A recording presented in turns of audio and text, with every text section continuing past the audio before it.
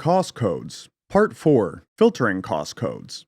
In this video, we'll explain how to filter by cost codes in the IntelliBid database, and how to filter by cost codes in the summary area. To begin, go to the left sidebar and click Maintenance, and then click the Item sub-option. When the prompt appears, click OK.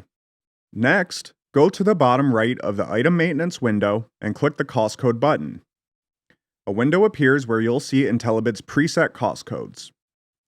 In this example, I'm searching for all cost codes that relate to FitUp. To filter out those specific cost codes, I'll type the word FIT into the blank search bar located directly below the column's description header. I'll then click Enter. The list of cost codes will filter accordingly and show me the 3 related cost codes currently available.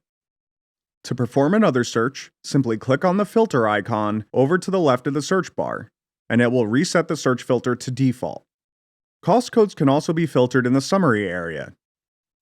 To begin, go to the left sidebar and click the Summary option. From the summary window that appears, go to the top toolbar and you'll find the Filter by Cost Code icon. Click that. The Select Cost Codes for Filter window will appear.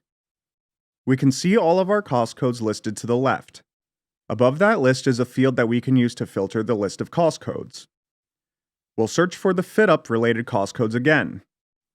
If we want to generate a report using those cost codes, we can add them to our material or labor from this window by clicking the corresponding Add buttons, and we can remove them by using the Remove buttons. Once done in this window, click OK to close it. A report will appear that only features our filtered cost codes. Now, if we go back to that window by clicking on the Filter by Cost Code icon again, we'll go ahead and remove the filtered FitUp cost codes.